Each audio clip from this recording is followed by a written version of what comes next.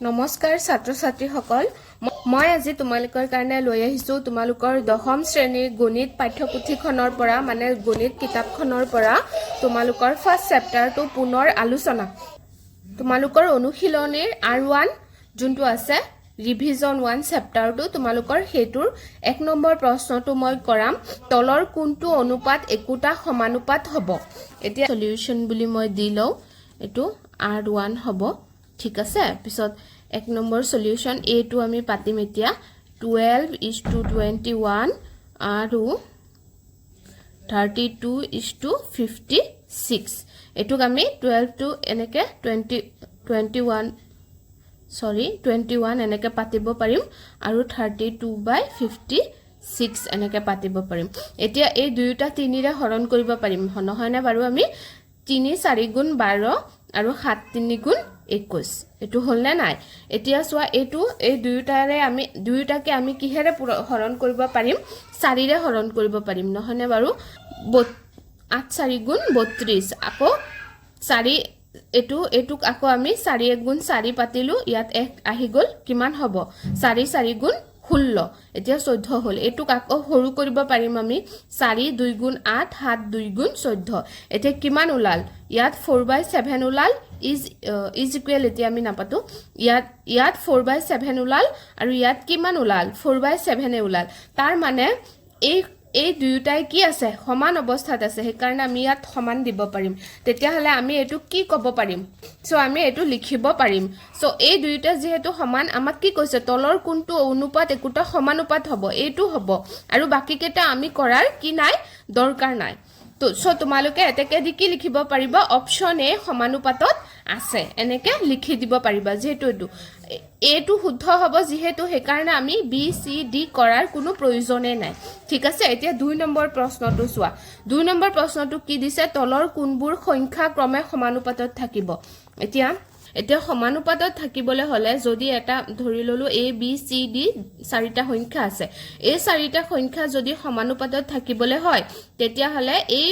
একেবাৰে সাইডৰ দুটা a d = কি হ'ব লাগিব মাজৰ দুটা এই দুটা মধ্যবিন্দু প্ৰান্তবিন্দু দুটা আৰু মধ্যবিন্দু দুটা সমান হ'ব লাগিব a d = কি হ'ব লাগিব bc তেতিয়া হলে আমি কি লিখিব পাৰিম a is to b = মানে সমানুপাত এনেকে w হ'ব পিছত c is to d এনেকে আমি লিখিব c is to d এনেকে আমি লিখিব পাৰিম এনেকে এটো কেতিয়া আমি লিখিব পাৰিম a d = a into d = b into c ইয়াত মাজত কি আছে পূৰণফল আছে নহয় না বাৰু সো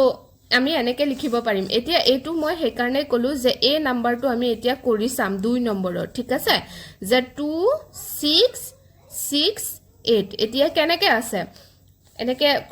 ক্ৰম অনুসাৰে আছে নহয় না বাৰু এতিয়া আমি এই দুটা আগত পূৰণ কৰি চাম 2 পূৰণ 8 কিমান হ'ব 16 আৰু 6 পূৰণ 6 কিমান হ'ব 36 ঠিক আছে এই দুটা কি হোৱা নাই সমান হোৱা নাই এটো নহব এতিয়া আমি বি নাম্বাৰটো আমি কৰি চাব লাগিব ঠিক আছে এতিয়া বি নাম্বাৰটো আমি কৰি চাও 10 20 30 60 এতিয়া কি কৰিম আমি আকৌ 10 ৰ লগত কাক পূৰণ কৰিম 60 ক পূৰণ কৰিম কিমান হ'ব 600 হ'ব 6 গুণ 6 আৰু 0 পিছত 20 ৰ লগত আমি 30 ক পূৰণ কৰিম ঠিক আছে কিমান হ'ব 2 3 গুণ 6 0 0 তাৰ মানে এটো শুদ্ধ হ'ব হয় নে নহয় তাৰ মানে আমি এতিয়া তলৰ কোনবোৰ সংখ্যা ক্ৰমে সমানুপাতত থাকিব যদি খুদিছে আমাক আমি কি লিখিম যে বি অপচন বি সমানুপাতত থাকিব এনেকে তোমালোকে অপচন বি সমানুপাতত থাকিব এনেকে তোমালোকে লিখি দিব পাৰিবা আৰামছে ঠিক আছে কেনেকে লিখিবা তোমালোকে যে অপচন বি সমানুপাতত থাকিব এতিয়া এটো শুদ্ধ হ'ব এবিলাক সুৱাৰ তেতিয়া হলে আমাৰ দৰকাৰে নপৰিব পুৰাব দিছে বৃত্তৰ কালি কি কৈছে 3 নম্বৰ হয়টো 3 নম্বৰ 1 ঠিক আছে বৃত্তৰ কালি কি কৈছে পাই আৰ স্কয়াৰ এটো আমি সকলোৱে জানো নহয় নে যদি a বাহে তেন্তে আৰ মানে কি ব্যাসাৰ্ধ হয় নে নহয় যদি এৰিয়া বাহে তেতিয়া হলে কি কৈছে আমাক ব্যাসাৰ্ধও বাহে এতিয়া সোৱা এটো এটা বৃত্ত এটোৰ এৰিয়া কিমান এটোৰ এৰিয়া ইমান আৰু ব্যাসাৰ্ধ ইমান এতিয়া কৈছে যদি এ বাঢ়ে যদি এৰিয়াটো বাঢ়ি যায় তেতিয়াহ'লে ব্যাসাৰ্ধ নাবাঢ়িব নেকি ব্যাসাৰ্ধ এটুতকে এটু কিমান ডাঙৰ দেখিছানে তাৰ মানে এটু বাঢ়িবই আৰু যদি আৰ কমে এতিয়া ধৰিলো এই ডাঙৰটো আমি বনাইছো এতিয়া সৰুটো বনালো আৰু যদি আৰ কমে এতিয়া এটু কমি গল নে নাই তেতিয়াহ'লে এৰিয়াও কমিব ভিতৰৰ এৰিয়াটো কমিব নে নাই কমিব হেতু খুধিছে আমাক তেন্তে কমে এতিয়া সোৱা 2 নম্বৰটো আমাক খুধিছে এখন গাড়ীৰ ভ্ৰমণৰ সময় হল সময় মানে টি মানে টাইম হেতু আৰু দূৰত্ব ডি মানে ডিসটেন্স একাৰণে দি দিছে সম্বন্ধটো তলৰ তালিকাত দিয়া ধৰণৰ টি আৰু ডি দি দিছে T1 হলে D কিমান হয় 4 হয় T2 হলে D কিমান হয় 8 হয় দেখিছানে 1 2 3 4 5 6 তেনেকে গৈ আছে আকৌ এতিয়া চোৱা এতিয়া এটুটো মই কৰি বহাইছো বাৰু 7 8 বা 9 যে হ'ব বা ইয়া 24 হ'ব বা ইয়া 32 হ'ব এটু আমি কেনেকে গম পাম এতিয়া চোৱা টি আৰু এতিয়া আমাক খালি ঠাই পুৰাব দিছে মই এটু তোমালোকক দেখুৱাই আছো টি আৰু ডি এ প্ৰত্যক্ষভাৱে বিচৰণ কৰে এটু আমি কেনেকে গম পালো যে টি আৰু ডি এ যে প্ৰত্যক্ষভাৱে হেৰি কৰে বিচৰণ কৰে এটু আমি কেনেকে গম পালো এতিয়া আমি চোৱা এটু উদাহৰণৰ পৰা ক'ব পাৰিম x বাঢ়িলে y ও বাঢ়ে তেতিয়া আমি কম যে x y ত প্ৰত্যক্ষ সমানুপাতিক নাইবা x y এ x, y সাপেক্ষে প্ৰত্যক্ষভাৱে বিচৰণ কৰে যেতিয়া x বাঢ়িলে y ও বাঢ়ে তেতিয়া কি ভাবে বিচৰণ কৰে প্ৰত্যক্ষভাৱে বিচৰণ কৰে সেই কাৰণে আমি ক'ব পাৰি আছো যে x এতিয়া এটু x বুলি ধৰা এটু y বুলি ধৰা এতিয়া x বাহি এটু x বুলি ধৰিছা এটু y বুলি ধৰিছা এতিয়া সোৱা x ইয়াত কিমান আছে 1 আছে ইয়াত 4 আছে কিন্তু x যেতিয়া 2 হৈছে y ও কিমান হৈ গৈছে 8 হৈ গৈছে তাৰ মানে x বাহিছে y ও বাহিছে দেখা সংখ্যাবিলাক বাহি গৈ আছে সেই কাৰণে আমি ইয়াত কি দিছো যে t আৰু d এ প্ৰত্যক্ষভাৱে বিচৰণ কৰে তাৰ মানে যেতিয়া x বাহে তেতিয়া y ও বাহে সেই কাৰণে এটু প্ৰত্যক্ষভাৱে বিচৰণ কৰে বুলি দিয়া হৈছে ঠিক আছে পিছত চোৱা এতিয়া কি কৈছে T6 হলে D কিমান হ'ব এতিয়া D মই ইয়াত 24 দিছো কিন্তু 24 কেনেকে হ'ব ঠিক আছে হেতু আমি এতিয়া উলিয়াম এতিয়া B নাম্বাৰটো চোৱা B নাম্বাৰটোত কি আছে যে B নাম্বাৰটো আছে T যদি 6 হয় তেতিয়া হলে D কিমান হ'ব ঠিক আছে আমাক খুধিছে এতিয়া চোৱা প্ৰথমতে আমি কি পাইছিলো যে T ৰ মান কি পাইছিলো আমি T যদি 1 হয় D কিমান হ'ব 4 হ'ব তেতিয়া হলে আমি ইয়াত কি লিখিম T by D আমি কি লিখিব পাৰিম 1/4 আৰামছে লিখিব পাৰিম কাৰণ এবিলাক আমি জিমানে ধৰি ললো 8/32 এতিয়া 8/8 কিমান গুণ 32 এতিয়া চোৱা মই সাইডত দেখুৱাই আছো লাষ্টৰ ফালে মই দেখুৱালো 8/32 এটু কিমান হ'ব 8 কিমান গুণ 32 4 গুণ ইয়াত ওপৰত 8 গুণ 8 4 8 গুণ 32 এটু পালো মানে 1/4 আমি জেনেকে হক পামেই তাৰ মানে হে কাৰণে আমি কি লিখিব পাৰিম t by d এটু আমি 1/4 লিখিব পাৰিম এতিয়া চোৱা আমাক t ৰ মান দি দিছে t ৰ মান কিমান দিছে 6 দিছে তেতিয়া হলে আমি ইয়াত 6 লিখিলো d ৰ মান দিয়া নাই আমাক হে কাৰণে আমি দি দিলু তেতিয়া হলে এতিয়া চোৱা d:1 কিমান হ'ব d পূৰণ 1 কিমান হ'ব আৰু 6 পূৰণ 4 এনেকে আমি দিব পাৰিম এনেকে ঠিক আছে এতিয়া d ৰ মান কিমান ওলাই গল d ৰ মান কিমান ওলাই গল 6 4 গুণ 24 ওলাই গল তাৰ মানে ইয়াত আমি কি লিখিছো হে কাৰণে 24 লিখিছো এটো চোৱা c নাম্বাৰটো এতিয়া আমি c নাম্বাৰটো কৰিম যে d যদি 28 হয় তেতিয়া হলে t কিমান হ'ব আমাক খুধিছে এতিয়া আমি কি লিখিম t by d কিমান 1/4 লিখিলো কাৰণ আমি 1/4 পাইছো এতিয়া t ৰ মান ইয়াত দিয়া নাই হে কাৰণে t টো আমি সেম ৰাখিম আৰু d ৰ মান দি দিছে কিমান 28 বুলি আমাক d ৰ মান দি দিছে ঠিক আছে 28 বুলি আমাক d ৰ মান দি দিছে এতিয়া 1/4 লিখিলো এতিয়া কি হ'ব T:4 কি হ'ব এতিয়া আৰু মই ডাঙৰকে নবনাও T:4 কি হ'ব T4 4T ঠিক আছে 4T হ'ব পিছত ইজ ইকুৱেল টু কিমান হ'ব 28 গুণ 28 হ'ব এতিয়া চোৱা টি টু আমি যদি ইফালে ৰাখি দিও তেতিয়াহলে ইফালে 28 ইয়াত যেহেতু এটো পূৰণ হৈ আছে ইফালে আহিলে কি হৈ যাব হৰণ হৈ যাব এতিয়া 28 ৰ লগত এটো হৰণ হৈ গল 4 এতিয়া 4 কিমান গুণ 28 7 গুণ 7 4 গুণ 28 এতিয়া 7 ওলাল উত্তৰ মিলিছে নে এটোৰ লগত মিলিছে এতিয়া আকৌ ডি এতিয়া মই ইফালে এটো কৰি দিম তোমালোকক ডি এতিয়া ডি টু সোৱা ডি নাম্বাৰটো সোৱা যে ডি যদি 36 হয় তেতিয়া হলে টি কিমান হ'ব আমাক দিছে এতিয়া আকৌ আমি T by D equal to কিমান লিখিম 1/4 লিখিম এতিয়া টিৰ মান দিয়া নাই ডিৰ মান দিছে টি টু সেম থাকিব ডি কিমান হ'ব 36 হ'ব এতিয়া 1/4 লিখিলো এতিয়া আকৌ সেম টি কিমান হ'ব 40 আৰু 36 তেনেকে কিমান হ'ব 8 আৰু 9 4 গুণ 9 4 গুণ কিমান হ'ব 9 4 গুণ 36 তেতিয়া হলে এটো 36 ওলাই যাব ঠিক আছে তাৰ মানে এটো কিমান হ'ব মানটো 9 হ'ব ঠিক আছে বুজি পাইছা তোমালোকে এতিয়া 4 নম্বৰটো সোৱা 4 টো সমানুপাত চিন হ'ব তোমালোকৰ যদি p সমানুপাত q আৰু p 6 হলে এটো কেতিয়া সমানুপাত হ'ব হেতুৰ এটা শর্ত আছে ঠিক আছে এটো চিন হয় বুজাই যে যদি p বাহে q বাহিব ঠিক আছে p যদি এতিয়া আমি ওপৰত জেনেকে কৰি আহিছো t বাহিলে d বাহি গৈ আছিল তেনেকে p যদি বাহে q বাহিব হেতুৰ চিহ্ন বুজাইটো তাৰ মানে p যদি 6 হয় q কিমান হ'ব 30 হ'ব এতিয়া p যদি 2 হয় তেন্তে কিউৰ মান কিমান এতিয়া কি কৈছে যদি p বাহে q বাহিব আৰু যদি p কমে q কমিব ঠিক আছে এতিয়া সোৱা আমাক কি কৈছে যে এটো 4 নম্বৰ হয় ঠিক আছে 4 নম্বৰ সলিউশন এনেকে দি লবা তোমালোকে কি কৈছে যে p কিমান হ'ব এনেকে মই ধুনিয়াকে দি দিও তোমালোকক লিখা দিও দিয়া আছে এনেকে লিখি লবা p 6 আৰু কি আছে q 30 তেতিয়া হলে এতিয়া সোৱা p আমি কি দিলু 6 দিলু q 30 দিলু এতিয়া আমি কি লিখিম ইয়াত বুলি লিখিম ইয়াত কি আছে p সমানুপাত q বুলি দিয়া আছে ঠিক আছে ইয়াত কি দিয়া আছে যে p সমানুপাত q বুলি দিয়া আছে এতিয়া p সমানুপাত q যেতিয়া আমি উঠাই দিম তোমালোকক সাৰহতে সাগে নিশ্চয় বুজাইছে হেৰিত ক্লাছত বুজাইছে সাগে যে আমি p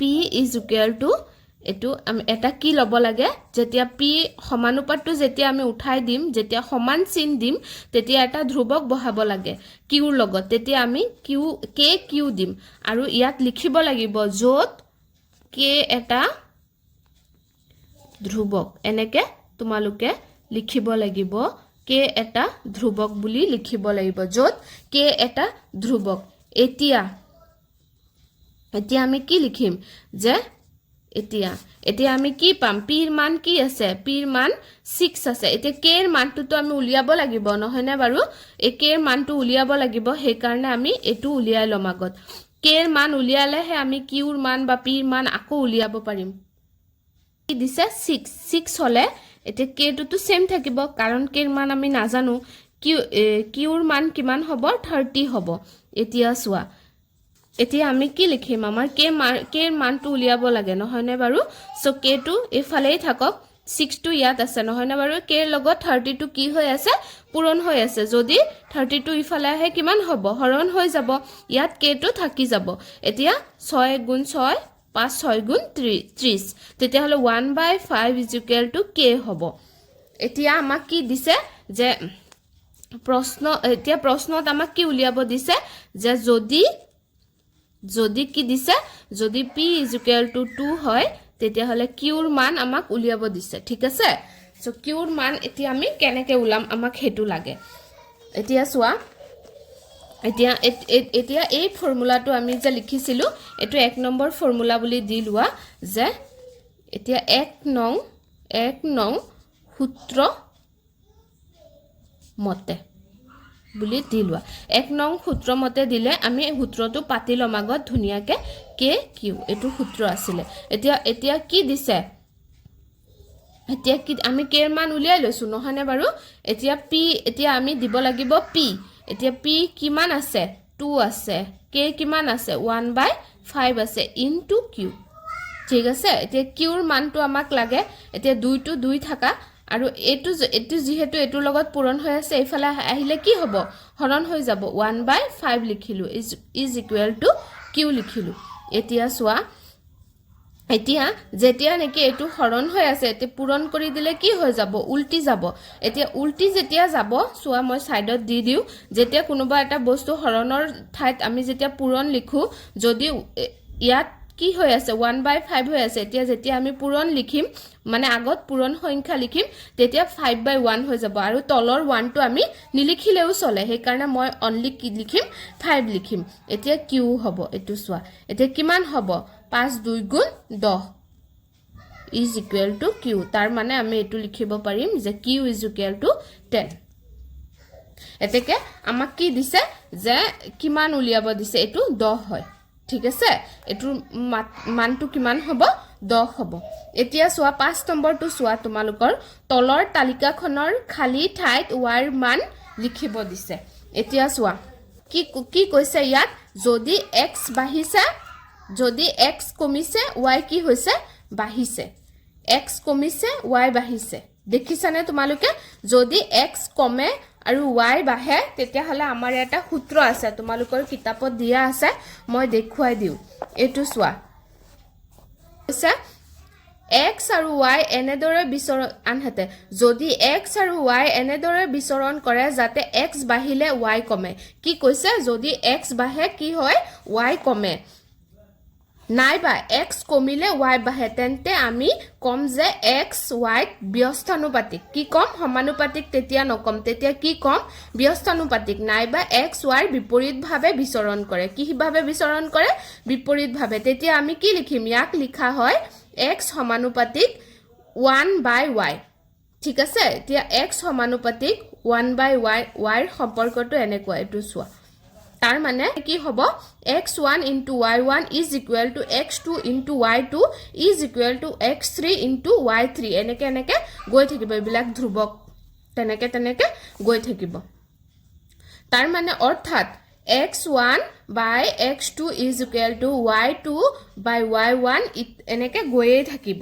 ঠিক আছে x1 by x2 y2 by y1 ঠিক আছে xৰ মান যদি কম x ৰ মান যদি বাঢ়ে y ৰ মান কি হৈ আছে ইয়াত কমি আছে x ৰ মান বাঢ়ি আছে y ৰ মান কি হৈ আছে কমি আছে তেতিয়া হলে নিশ্চয় ইয়াতো x ৰ মান y ৰ মান কি হ'ব কম হ'ব আমি এটা সূত্ৰ পাইছিলো তোমালোকে সোৱা এই সূত্ৰটো x1 y1 x2 y2 x3 x3 y3 বুলি আমাক কি দিছে যে আমাক বেলেগ এই দুটাৰ মান আমাক নালাগে এই দুটাৰ মান অলৰেডি দিয়া আছে আমাক কি লাগে এটোৰ মান লাগে সেই কাৰণে আমি এটো লম এতিয়া x1 বুলি আমি এই 4 টুক ধৰি লম ঠিক আছে এই 4 টুক আমি x1 বুলি ধৰিলে x2 বুলি আমি কাক ধৰিব লাগিব 8 টুক ধৰিব লাগিব x2 বুলি আমি এই 8 টুক ধৰি ললো ঠিক আছে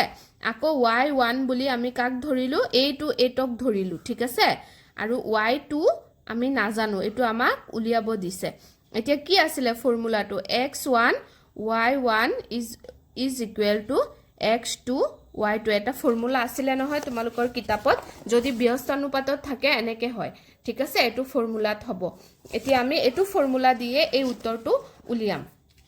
এতিয়া সোৱা তোমালোকৰ এটো মই অলপ আতৰাই থৈ দিও এটো সোৱা তোমালোকে এটো সোৱা এতিয়া x1 বুলি আমি কি লিখিলো 4 লিখিলো 4 into y1 কিমান 8 আকৌ x2 বুলি আকৌ 8 লিখিলো এতিয়া y2 মানে সেম টু সেম আমি নাজানো y2 আমাক উলিয়াব দিছে 8 4 গুণ কিমান 32 is equal to 8 পূৰণ y2 এতিয়া সোৱা 32 টো ইয়াত আমি ৰাখি দিলো আৰু এই 8 y2 ৰ লগত এই 8 টো কি হৈ আছে পূৰণ হৈ আছে এফালে আহিলে কি হৈ যাব হৰণ হৈ যাব y2 এতিয়া 32 হৰণ আমি কেনেকে লিখিব পাৰিম এনেকে হয় না নহয় এতিয়া 32 হৰণ এনেকে আমি লিখিলো is equal to y2